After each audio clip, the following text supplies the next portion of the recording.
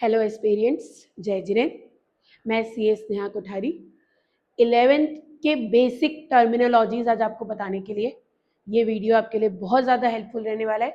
जो भी बच्चे जस्ट अभी 10th पास आउट किए हैं और इनको कॉमर्स लेने में इंटरेस्ट है तो उनके लिए ये video do not miss video है।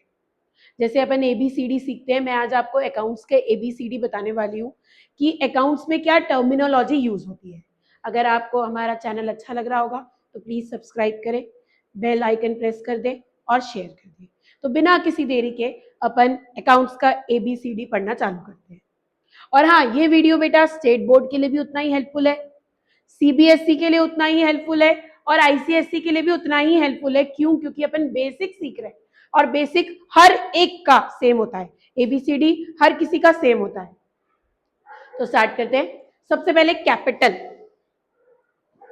What is the meaning of capital? अब मैं आपको एक छोटे से एग्जांपल से समझाती हूँ। सपोज आज मैं आपको बोलूं कि बेटा आपको कोई बिजनेस स्टार्ट करना है। सपोज अपन एक क्लॉथ का बिजनेस चालू कर रहे हैं।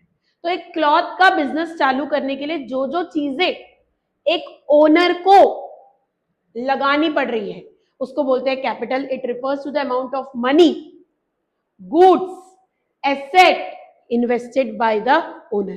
कैपिटल मतलब बिजनेस के मालिक ने जो भी पैसा, जो भी एसेट्स बिजनेस में इन्वेस्ट की है, लगाई है, उसको बोलते हैं capital. The money invested by the owner of the business is known as capital.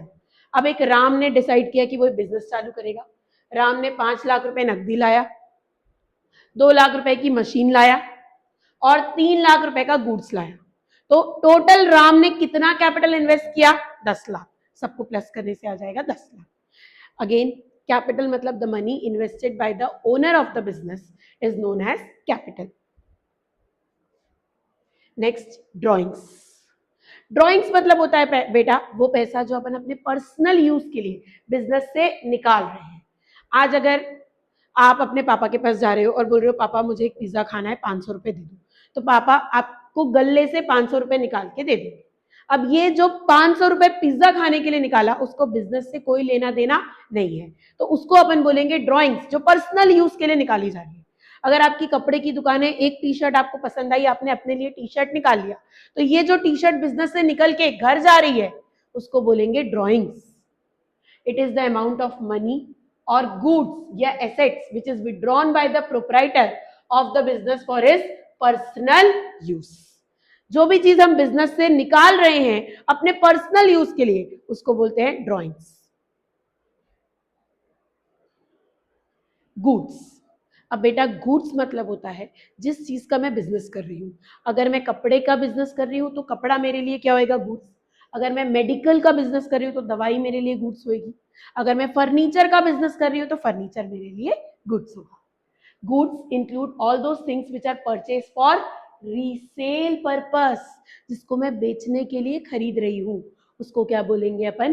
Goods. और which are use for producing the finish product. आज अगर मेरी राइस मिल है तो जो मैं धान खरीद रही हूँ वो मेरे लिए क्या होएगा? गुड्स, क्योंकि उस धान को ही मैं क्या बनाऊंगी? Rice. For a furniture dealer chair table goods होंगे।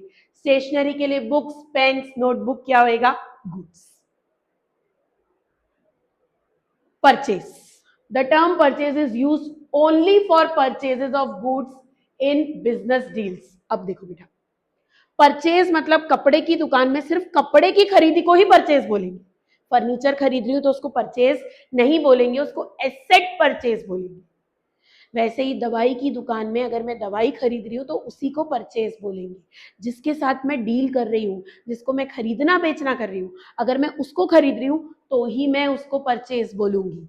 अब अगर कपड़े की दुकान में कपड़ा खरीद रही हूँ तो कपड़ा परचेज होएगा। अगर खरीदा हुआ कपड़ा वापसी कर रही हूँ तो उसको क्या बोलेंगे? Purchase return. परचेज रिटर्न को अपन अकाउंट्स की भाषा में रिटर्न आउटवर्ड भी बोलते हैं। सेल्स। अब कपड़े की दुकान में जब जब मैं कपड़ा बेचूंगी तो उसको क्या बोला जाएगा? सेल। लेकिन वही अगर मैं कोई एसेट बेच रही हूँ, फर्नीचर, लैंड, तो उसको सेल नहीं बोला जाएगा, उसको एसेट सेल बोला जाएगा। अब बेचना अपन कैश में भी कर सकते हैं, क्रेडिट में भी कर सकते हैं। अब बिका हुआ माल अगर वापसी आ रहा है तो उसको क्या बोलेंगे? Sales return. एक बार यहाँ तक फटाक से रिवाइज कर लेते बेटा। सबसे पहले अपन ने क्या देखा, capital. The money invested by the owner of the business is known as capital. Business का मालिक जो पैसा बिजनेस में लगाता है उसको क्या बोलते हैं अकाउंट्स में, कैपिटल। ड्रॉइंग्स, पेंटिंग बनाने को ड्राइंग नहीं बोलते हैं अकाउंट्स में। ड्राइंग का मतलब क्या होता है बेटा, वो पैसा जो बिजनेस का मालिक बिजनेस से विड्रॉ कर रहा है काई के लिए, अपने पर्सनल यूज के लिए, उसको क्या बोलेंगे, ड्रॉइंग्स। फिर अपन ने गुड्स, कपड़े की दुकान में कपड़ा गुड्स होएगा, वो आइटम्स जो अपन ने रीसेल करने के लिए खरीदा है उसको क्या बोलेंगे, गुड्स। अकाउंट्स में परचेज में सिर्फ वही चीज डालते हैं जिस चीज का अपन बिजनेस कर रहे हैं। कपड़े की दुकान में कपड़ा खरीदेंगे तो ही परचेज कहलाएगा।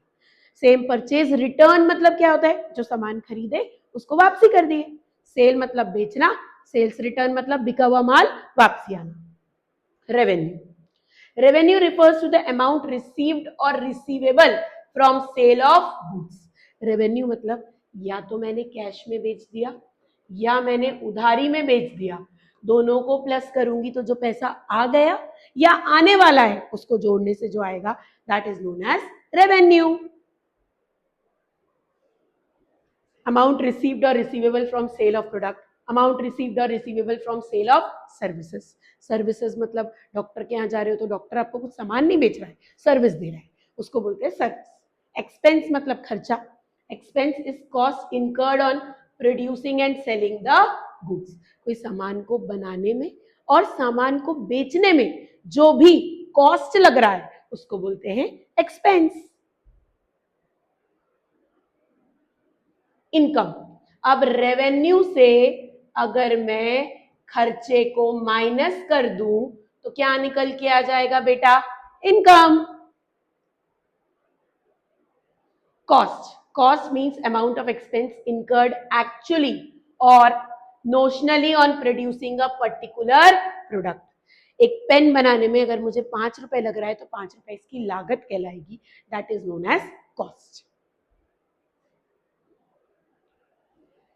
सपोज एक कंपनी में फैन बनाने के लिए मटेरियल 600 का लग रहा है, लेबर की रोजी 200 रुपए, अदर खर्चे लग रहे हैं 100, तो टोटल फैन बनाने का कॉस्ट कितना पड़ा अपने को, 900 रुपए।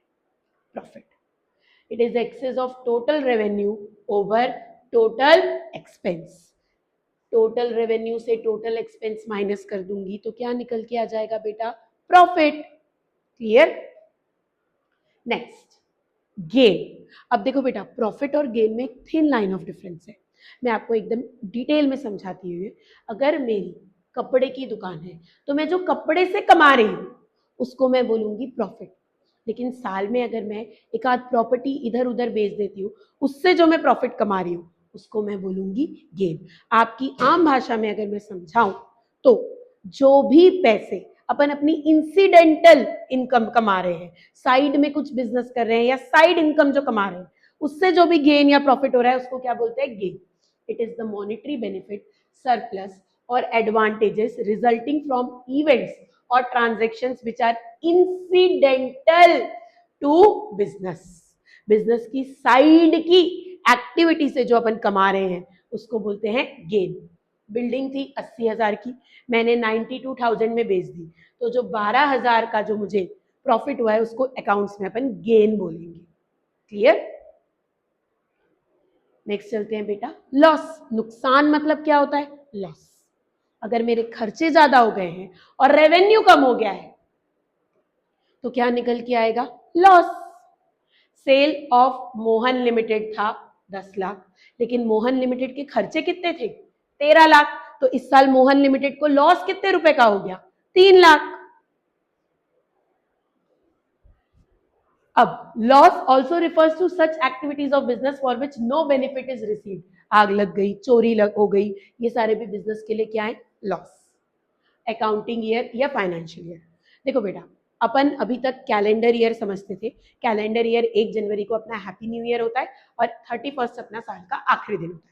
लेकिन अकाउंट्स में अब आप आ चुके हो बेटा, तो आपका हैप्पी न्यू ईयर कब होएगा, 1 अप्रैल को, और आपका साल का आखिरी दिन कब होएगा, 31 मार्च को, क्योंकि इंडिया में अपनी अकाउंटिंग ईयर बोलो या फाइनेंशियल ईयर बोलो 1 अप्रैल से स्टार्ट होता है।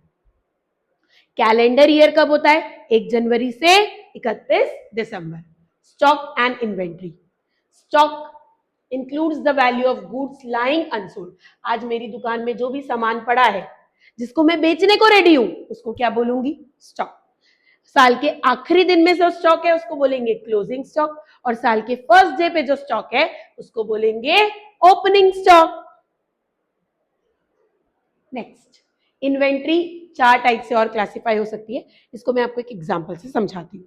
सपोज मेरी कपड़ा बनाने की फैक्ट्री है, शर्ट बनाने की फैक्ट्री, ठीक है। अब शर्ट बनाने के लिए मुझे कपड़ा लगेगा, तो ये जो कपड़ा है मेरा रॉ मटेरियल है। कुछ कपड़ा भी मैं स्टॉक में रखूंगी। अब कुछ शर्ट आधे बने हुए हैं जिसमें बटन लगाना, कॉलर लगाना बचा हुआ है, उसको बोलेंगे वर्क इन प्रोग्रेस, क्योंकि काम चालू है। फिनिश गुड्स, कुछ कपड़ा मेरे पास पूरा बना बनाया शर्ट रेडी होएगा, उसको बोलेंगे फिनिश गुड्स। अब कुछ मेरा जो स्टॉक है वो रास्ते में होएगा, आ रहा होगा या जा रहा होगा, इसको बोलते हैं inventory of stock in trade. तो 4 टाइप के स्टॉक होते हैं। पहला होता है रॉ मटेरियल, जो मेरा कपड़ा कहलाया, कच्चा माल जिसको बोलते हैं। देन वर्क इन प्रोग्रेस, मतलब जो आधा बना हुआ है, that is known as work in progress. फिर जो पूरा बना हुआ है उसको बोलेंगे फिनिश गुड्स, जो रास्ते में है उसको बोलेंगे स्टॉक इन ट्रेड।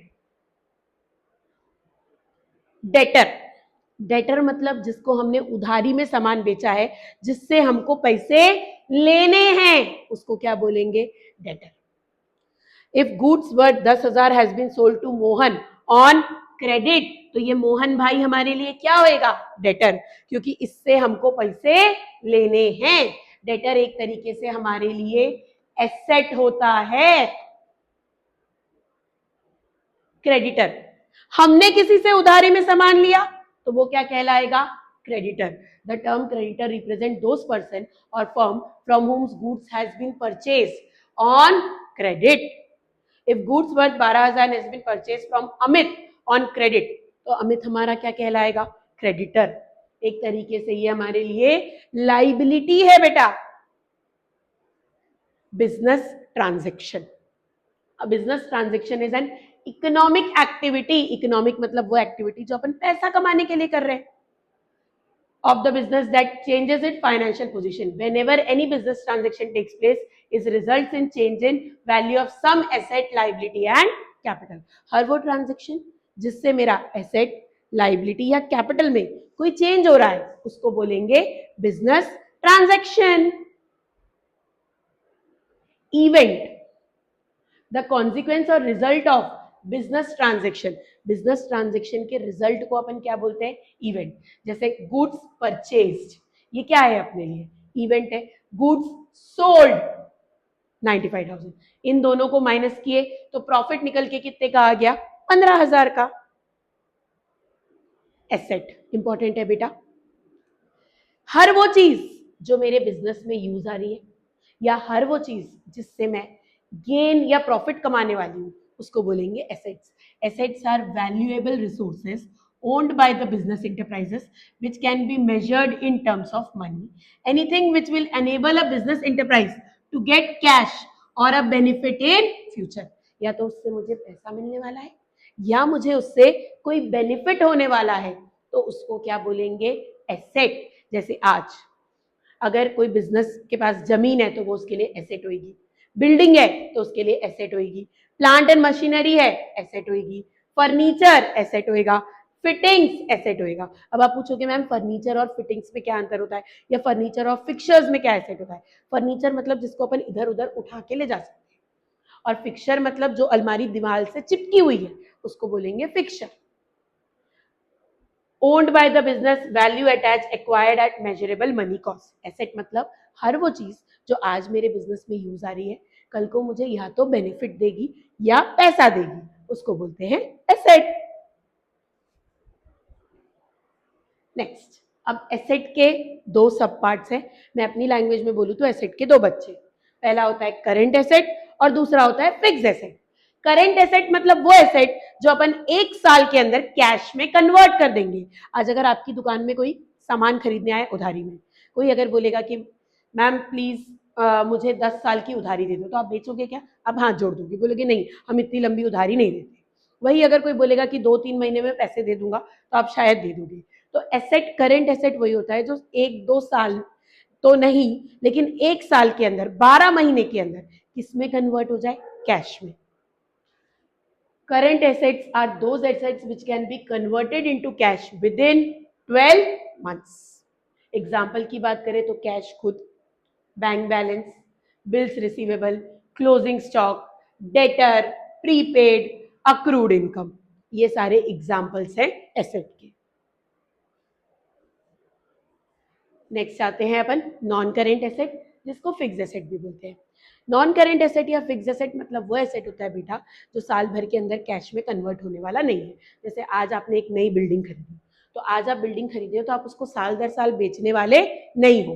क्यों? क्योंकि वो आपके लिए फिक्स एसेट है। आज आपने एक नई कार खरीदी, नॉर्मली कोई इंसान कार खरीदता है तो 2-3 साल उसको बेचता नहीं है।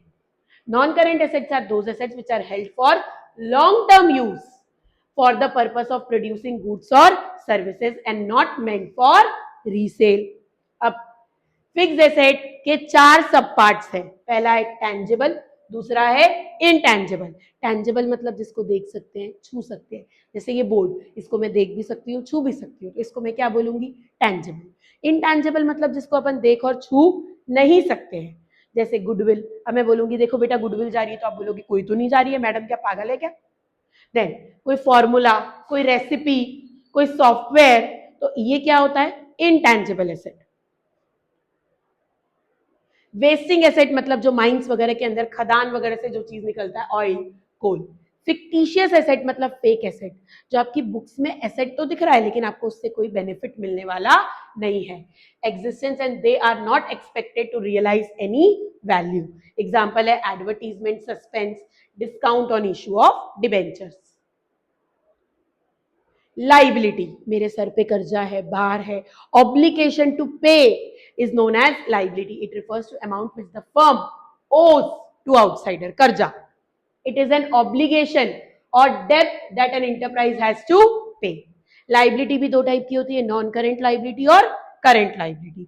नॉन करेंट लाइबिलिटी मतलब होता है वो लाइबिलिटी जिसको अपन साल भर के अंदर पटाने वाले नहीं है। मैंने कोई हाउसिंग लोन ली, 10 साल में धीरे धीरे करके चुकाऊंगी, तो उसको बोलेंगे non current liability. Current liability मतलब जो मुझे 1 साल के अंदर ही पटा देनी है। अकाउंट, अकाउंट एक समराइज रिकॉर्ड है, एक तरीके से जिससे जितना जितना पैसा आया और जितना जितना पैसा गया। टी शेप बनता है, डेबिट साइड और दूसरा होता है क्रेडिट साइड। डिटेल में अपन जर्नल और लेजर चैप्टर जब पढ़ेंगे तब इसको डिटेल में पढ़ेंगे। जैसे ये मेरा कैश अकाउंट है, पैसा आ रहा है तो टू, पैसा जा रहा है तो bye. Receipt, receipt refers to the amount received or receivable by the business organization due to selling goods services. आज अगर मैं ट्यूशन पढ़ा रही हूँ तो मुझे जो भी फीस मिल रही है वो मेरे लिए क्या है? रिसिप्ट है, पैसा आ रहा है। रेवेन्यू रिसिप्ट और कैपिटल रिसिप्ट। रेवेन्यू मतलब रिकरिंग नेचर का, जो हर महीने हर साल आने वाला है, that is known as revenue receipt. Capital receipt मतलब जो मैं अपनी एसेट को बेचने से कमा रही हूँ, जैसे जमीन बेच दी, कार बेच दी, उससे जो पैसा आ रहा है that is known as capital receipt. Expenditure मतलब खर्चे होते हैं, वो खर्चा जो मैं बिजनेस को चलाने के लिए कर रही हूँ that is known as expenditure. Expenditure 3 type के होते हैं, कैपिटल एक्सपेंडिचर, रेवेन्यू एक्सपेंडिचर और deferred revenue expenditure. Capital expenditure मतलब वो एक्सपेंडिचर जिससे मेरी एसेट बढ़ रही है या मेरी लाइबिलिटी कम हो रही है, या तो मैं कोई नई जमीन खरीद रही हूँ या मैं लोन का रीपेमेंट कर रही हूँ। रेवेन्यू एक्सपेंडिचर मतलब जिससे मेरी एसेट और लाइबिलिटी में कोई चेंज नहीं आ रहा है, मैं अपने स्टाफ को सैलरी दे रही हूँ, हर महीने रेंट दे रही हूँ, that is known as revenue expenditure. Then अब आते हैं अपन डिफर्ड रेवेन्यू एक्सपेंडिचर, जो खर्चा एक बार हुआ लेकिन उसका बेनिफिट 3-4 सालों में मिलने वाला है, that is known as deferred revenue expenditure. Discount, discount मतलब एक तरीके से रिबेट, अलाउंस, जो कॉस्ट में अपन कमी कराते हैं, that is known as discount. अब डिस्काउंट 2 टाइप के होते हैं बेटा, ट्रेड डिस्काउंट और cash discount. Trade discount normally अपन जब बल्क में बहुत सारा सामान खरीदते हैं, अपन एक लंबा ऑर्डर देते हैं, तो वहां पे अपने को ट्रेड डिस्काउंट मिलता है। अब कैश डिस्काउंट नॉर्मली इसलिए दिया जाता है कि लोग जल्दी से पेमेंट कर दें। 1 महीने 2 महीने के अंदर अगर आप पेमेंट कर दिए तो 2% कम मिलेगा या 3% हम आपको कम में दे देंगे। वाउचर, वाउचर एक एविडेंस है कि बिजनेस ट्रांजेक्शन हुआ है। नॉर्मली एक वाउचर में किसको पे किए, कहां से आया, ये सारी डिटेल बनी जाती है। Voucher is an evidence of business transaction. It is a document on the basis of which upon journal entry पास करते हैं। बिल्स रिसीवेबल एक रिटर्न डॉक्यूमेंट है, जिसको पैसे लेने होते हैं वो ये बिल लिखता है, और किसको जाके साइन करा के लाता है, जिसको पैसे देने हैं। Bill a document written by seller and accepted by buyer. It is an unconditional order कि 2 महीने 3 महीने बाद फलाना इतने रुपए पे करने वाला है। Bills payable it is the same document from the buyers perspective. अब देखो बेटा एक एग्जांपल से समझाती हूँ। सपोज ए ने बी को 10,000 रुपए का गुड्स बेचा, तो अब ए को पैसे चाहिए, तो बी बोल रहा है पैसे तो है नहीं, तो ए एक बिल बनाएगा, इसमें बी की साइन चाहिए। तो जैसे ही बी साइन कर देगा तो ये बी के लिए बिल्स पेबल हो जाएगा और ए के लिए बिल्स रिसीवेबल। ट्रेड रिसीवेबल मतलब डेटर और बिल्स रिसीवेबल दोनों को प्लस कर देंगे तो निकल के आ जाएगा ट्रेड रिसीवेबल। वैसे ही ट्रेड पेबल मतलब क्रेडिटर और बिल्स पेबल दोनों को प्लस कर देंगे तो क्या निकल के आ जाएगा, trade payable. Next proprietor. Business का अगर एक मालिक है तो उसको प्रोप्राइटर बोलेंगे, एक से ज्यादा मालिक है तो उनको पार्टनर्स बोलेंगे। The person who invest capital and bears all business risk is known as owner. Owner of the business is known as proprietor. Entry the act of recording a transaction और इवेंट। बुक्स में जब अपन entry करते हैं तो उसको क्या बोलते हैं, एंट्री। देन डेप्रिसिएशन एक एग्जांपल से समझाती हूँ बेटा, लास्ट के 2-3 टॉपिक ही बचे हुए हैं। सबसे पहले आज अगर आप एक नया मोबाइल खरीद के लाए, सपोज आपने 50,000 रुपए का नया मोबाइल खरीदा, आप अपने फ्रेंड को लेके गए और फ्रेंड एक रिकॉर्डिंग कर रहा है अनबॉक्सिंग की, क्योंकि वो बहुत ज्यादा जरूरी है, बिना उसके तो आप मोबाइल खरीद ही नहीं सकते, इंस्टाग्राम में डालना जो बहुत ज्यादा जरूरी है। तो जैसे ही आपने मोबाइल खरीदा, फर्स्ट डे आप उसको यूज कर रहे हो, शाम तक आपको उस फोन में मजा नहीं आ रहा है, वाइब्स नहीं आ रहे, फीलिंग नहीं आ रही। अब आप उस 50,000 के मोबाइल को बेचने वाले हैं, क्या वो मोबाइल 50,000 में बिक जाएगा? नहीं, कुछ ना कुछ वैल्यू में कमी आएगी, भले ही आपने उसको 4 घंटा क्यों नहीं यूज किया है। तो वो जो वैल्यू में कमी आई है that is known as depreciation. The gradual decrease in value of fixed asset over time due to wear and tear या use, that is known as depreciation. Bad डेप्थ हिंदी में समझाऊं तो डूबा हुआ पैसा। अपन ने किसी को उधारी दिया या उधारी में सामान बेचा, अब वो पैसा दे ही नहीं रहा है, वो पैसा डूब गया, उसको बोलते हैं बैड डेप्थ। इररिकवरेबल अपन वसूल ही नहीं कर पा रहे।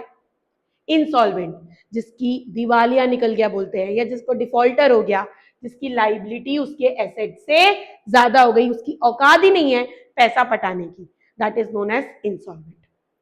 Book value the specific value at which item is recorded in books of accounts.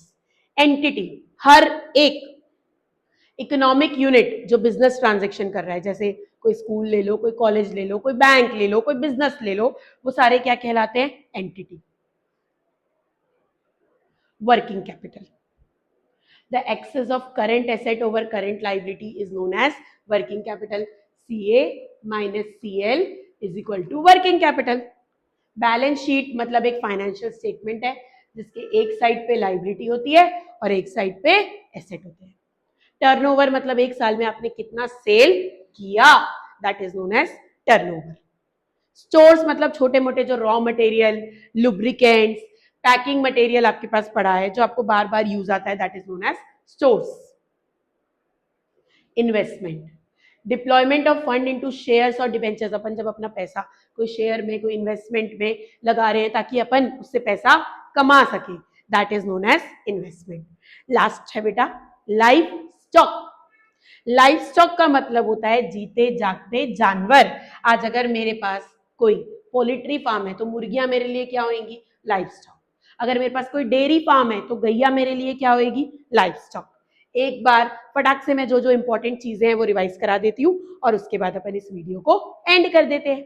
सबसे पहले अपन ने कैपिटल देखा बेटा। कैपिटल मतलब क्या होता है, वो पैसा जो बिजनेस का मालिक बिजनेस में लगा रहा है। ड्रॉइंग्स मतलब वो पैसा जो बिजनेस का मालिक बिजनेस से निकाल रहा है।